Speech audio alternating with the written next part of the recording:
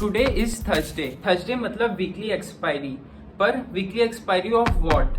इसका आंसर हमें देगा NSC. According to NSC every Thursday is the last trading day और expiry day. All contracts shall expire at the normal market closing time on this day. But ये expiry वगैरह समझने के लिए हमें पहले जानना होगा ऑप्शंस होता क्या है और एक्सपायरी के दिन क्या होता है। So let's start this video with a quick introduction about options.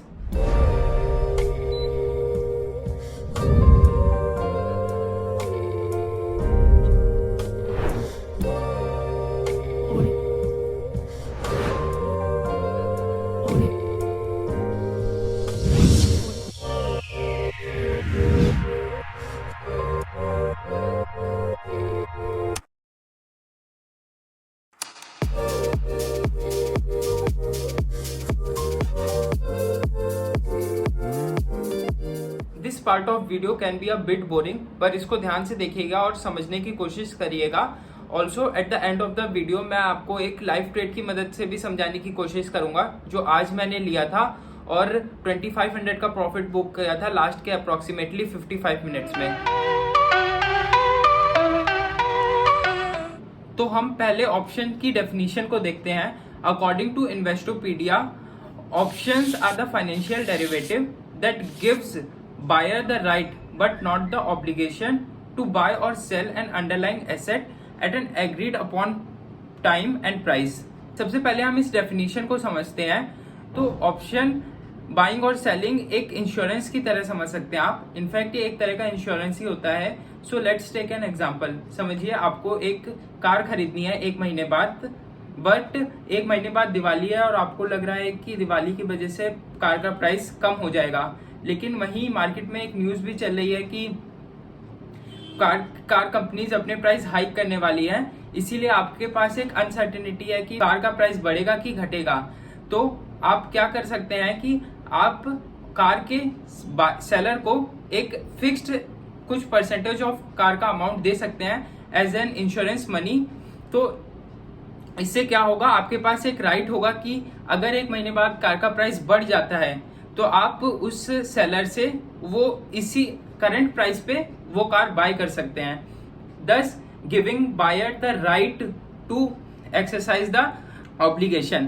पर वहीं अगर कार का प्राइस घट जाता है तो आपके पास ये कंपल्शन नहीं है कि आपको पुराने वाले एग्रीड अमाउंट पे कार खरीदनी है, क्योंकि अब आप जाके डायरेक्ट मार्केट से वो सस्ते में कार खरीद सकते हैं। तो ये सेम कार वाला एग्जांपल ऑप्शंस में भी अप्लाई होता है, बस यहाँ पे कार की जगह एक निफ्टी या बैंक निफ्टी का प्राइस होता है जिसे हम लोग स्ट्राइक प्राइस बोलते हैं। इंश्योरेंस अमाउंट होता है उस ऑप्शन के प्राइस का अमाउंट, और एक बायर होता है और एक सेलर होता है। पर यहीं पे टाइम पीरियड 1 महीने की जगह 1 हफ्ते होता है। सो हर हफ्ते की एंडिंग में एक एक्सपायरी होती है। तो वहीं पे जो एक बायर होता है उस निफ्टी या बैंक निफ्टी के स्ट्राइक प्राइस का, उसका व्यू होता है कि मार्केट 1 हफ्ते में इस प्राइस के ऊपर जाएगा। वहीं जो सेलर होता है वो एक इंश्योरेंस मनी लेता है और ये एश्योर करता है कि मार्केट नीचे गया तो उसका उतने अमाउंट का प्रॉफिट होगा। पर रियल लाइफ में ये सब कॉम्प्लिकेटेड सिस्टम एनएससी को हैंडल करना होता है और हम लोगों को इतना ज्यादा नहीं सोचना होता है। रियल में कोई एक निफ्टी या बैंक निफ्टी का स्ट्राइक प्राइस होता है, उसका एक अमाउंट होता है। अगर मार्केट उस प्राइस के ऊपर जा रहा होता है तो वो प्राइस बढ़ता जाता है, और अगर नीचे जाता है तो वो ऑप्शन प्राइस घटता है। यहाँ पे एक एक्सपायरी का कॉन्सेप्ट होता है कि हर एक्सपायरी पे जो ऑप्शन का प्रीमियम है, अगर मार्केट उसके नीचे बंद होता है तो वो प्रीमियम 0 हो जाता है। और हम इसी एक्सपायरी के कॉन्सेप्ट को यूज करके आज ट्रेड लेंगे और हम लोग 45 मिनट पहले ट्रेड लेंगे, और अगर हमारा व्यू सही रहता है, उस प्राइस के नीचे मार्केट बंद होता है तो वो पूरा प्रीमियम 0 हो जाएगा, और क्योंकि हमने ऑप्शन को सेल करा है तो वो पूरा हमारा प्रॉफिट अमाउंट होगा। तो अगर आपको भी थोड़ी टेक्निकल एनालिसिस करनी आती है और ट्रेडिंग का थोड़ा बहुत एक्सपीरियंस है तो आप भी एक 50K के अराउंड कैपिटल को यूज करके थर्सडेज को ऑप्शन सेलिंग करके एक अच्छा सा प्रॉफिट बना सकते हैं। तो चलिए अब आज का मेरा लाइव ट्रेड देखते हैं और देखते हैं मैंने क्या एनालिसिस करके ट्रेड लिया था। उससे पहले एक request, I am also a trader who is trying to be profitable and learning from the mistakes. So मैंने अभी अपना ये यूट्यूब चैनल स्टार्ट करा है to share my experiences and journey with you all. So if you want to support me on this process, so please subscribe to the channel. So currently time is 2:45 PM और मैंने अभी थोड़ी देर पहले bank Nifty में एक short position बनाई थी। Market को एंड होने में अभी अप्रॉक्सीमेटली 45 मिनट्स बचे हैं, तो मैंने जो भी ऑप्शन को सेल करा है वो आज ज़ीरो हो जाएगा और जितने पे भी मैंने बेचा है उतना प्रीमियम मिल जाएगा और उतना मेरे को प्रॉफिट होगा। तो चलिए चार्ट पे चल के देखते हैं कि मैंने कैसी पोजीशन बनाई है। तो ये है बैंक निफ्टी का आज का चार्ट।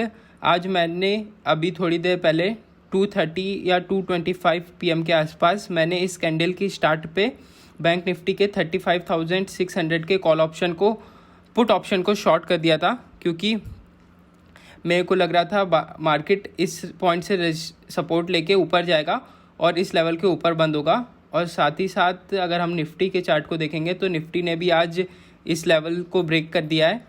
तो मेरा व्यू बैंक निफ्टी पे बुलिश है और मेरे को लग रहा है कि मार्केट 35,600 के ऊपर क्लोज देगा। और हम लोग अगर 35,600 पुट ऑप्शन के चार्ट को देखेंगे, ऑप्शन चार्ट को, तो मैंने 108 के आसपास कुछ शॉर्ट करा था और मेरा स्टॉप लॉस 50 पॉइंट्स का था 158 के आसपास। और अगर हम लोगों का व्यू सही होता है तो ये 108 की वैल्यू पूरा ज़ीरो हो जाएगी। करेंटली 71 पे चल रहा है ये, देखते हैं थोड़ी देर बाद कैसे क्या होता है।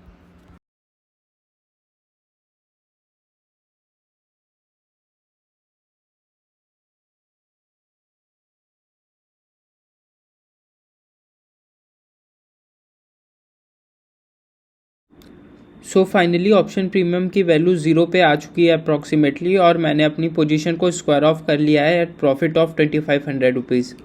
सो this was all for the today's video. आज के वीडियो में मैंने एक बहुत ही बेसिक वे में आपको बताया ऑप्शन सेलिंग क्या होती है और एक्सपायरी के दिन क्या होता है। और मैंने ऑल्सो साथ में मैंने अपना एक ट्रेड आपके साथ शेयर करा जो मैंने लिया था और 2500 का प्रॉफिट करा था। बट आपको कुछ चीज़ें ध्यान में रखनी चाहिए कि ऑप्शंस इज़ वेरी वॉलेटाइल और आपको एक प्रॉपर रिस्क मैनेजमेंट फॉलो करना चाहिए और हमेशा एक स्टॉप लॉस को यूज़ करना चाहिए। ऑल्सो मैंने जो भी बताया वो बहुत ही बेसिक लेवल पे बताया। ऑप्शंस में बहुत सारी टेक्निकल चीज़ें इंक्लूड रहती हैं और बहुत सारे पैरामीटर्स रहते हैं ऑप्शन की प्राइसिंग को डिटरमाइन करने के लिए। So thank you for watching the video, hope you like the video.